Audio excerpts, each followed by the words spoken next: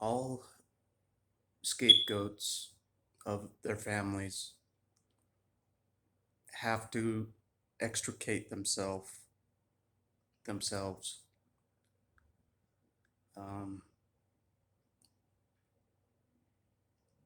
they have to cut themselves off from all family. As hard as it is or has been for me to do, um, because I don't have a lot of confidence in myself to to make it on my own, I guess you could say. Um, it's a work in progress. Getting the self esteem, uh, getting any kind of confidence um, on the daily. But if you want any chance, um, you gotta you gotta break off, no matter um, how injured you are. Like, I have injuries, um, and it sucks to have injuries, but you can't think about that. You gotta look past the injuries and uh, trust that you will be whole one day. You will be healed totally one day. Um, you gotta have some. It's hard for me to even believe that I'll be healed one day. It's like so unfathomable. You know, um, I know I took a lot of damage. I know I did, not just physically, but like battling just psychologically. Daily. It seemed like just yeah. Um, I know what happens to your mind when you're around people that are scapegoating you and targeting you constantly. I know the mindset. You just want to say fuck it. You just want to just say fuck it because none of your family likes you, but they're pretending to like you, but they only want you to be in contact with them so they can punish you more, make fun of you more, be the target of their abuse even more. That's the only reason they want connection with you.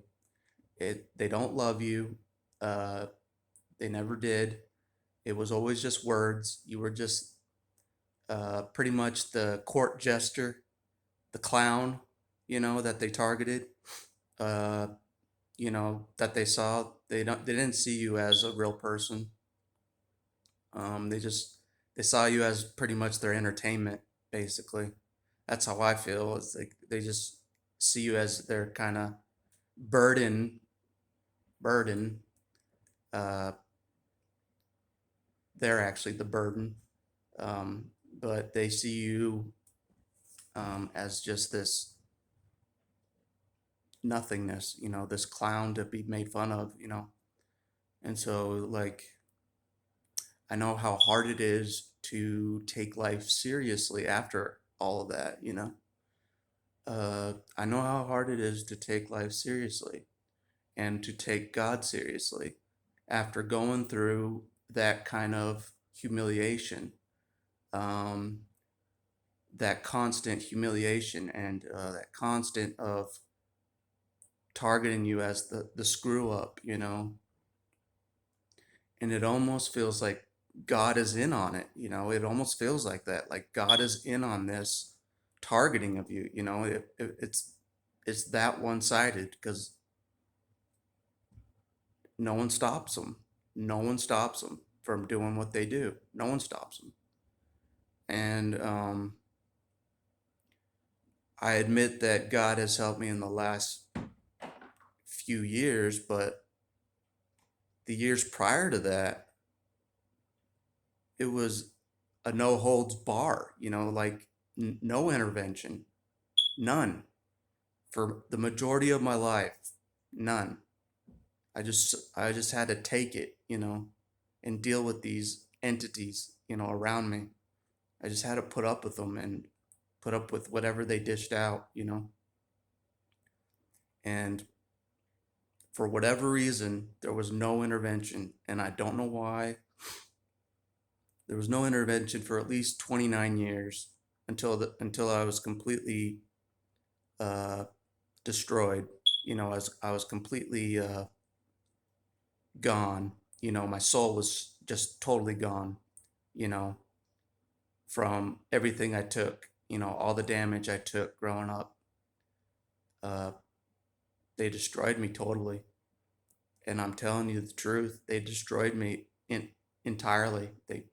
There was nothing left of myself, my real self. There was nothing. So that's why I'm saying it's serious for you to get out of there, because the end result isn't pretty if you don't get away from these people. Um, it's worse than death. How they leave you is worse than death. The state they leave you in is way worse than death. That's how far gone and damaged they leave you. At least in my case. Um, there was nothing left of me, to even. I wasn't even a human. I was nothing, and I'm still trying to gain my humanity back. You know, Sometimes I wonder, am I any better than the narcissist? I'm not going out targeting uh, people on purpose, so I think I'm a little bit better than the narcissist because I'm not intentionally manipulating people, messing with people on purpose. So I feel like I have more of a right to be here on this planet because I'm not doing that. I'm not torturing people, you know what I'm saying? Um, so I gotta believe that I have more right to be here than the narcissists do. So, and I may not be a loving empath like others. I admit that. I admit I'm not as loving as of an empath as other empaths. I'm not. I didn't even know I was an empath until like a couple of years ago, when other people told me I was an empath. Other empaths had it. I had no idea. Most of my life, I just thought I was a freak. I just saw myself as a freak, and I thought the narcissists were the normal ones because they acted like the normal ones. Well, they acted like there was nothing wrong with them all the time. So it was backwards. Like I thought they were the normal ones of society because there are a lot of them. And then I was just the outcast freak, because I was different than them. I didn't think like them at all. Um, I knew that much. And you probably don't think like them either if you're watching these videos. You probably have an ounce of empathy, and compassion inside of you somewhere, that the narcissists do not have. They do not have that. It's all show. It's all pretend with them. It's all talk. Um, so that's the difference. Is you have that ounce of empathy that they do not have. You have caring in you. You care for things. You care for animals. You care for other humans. You have real caring. And that's the difference, between you and them is that caring. You have more of a soul. You have more soul than they do. They don't really have a soul, in my opinion. It's just it's all acting. It's like theater. You're watching a theater actor. Um, and it messes with you. It messed with me. It messed with me for most of my life being around it. So I know how I have a long way to go to recover from all that and to switch my thinking uh, around um, that they were actually the messed up ones, the whole time. That's a whole big switcheroo. of the mindset, because I thought I was the bad guy the whole time. They convinced me I was the bad guy because I didn't go along with church. I didn't go along with the program. Like they saw me as the bad, evil guy. You know what I mean? Because I wasn't like them, but I didn't think I was too bad. Deep down, but they did convince me I was pretty bad. Um, so that's something I have to overcome. Is like uh, understand that I wasn't as bad and evil as they claimed I was. Uh, and that I have to get that into my mind is like they messed with me for a long time. Um, they really messed with me psychologically for sure. Um, yeah. Anyways, um, healing is tough. It's a hard. It's hard, but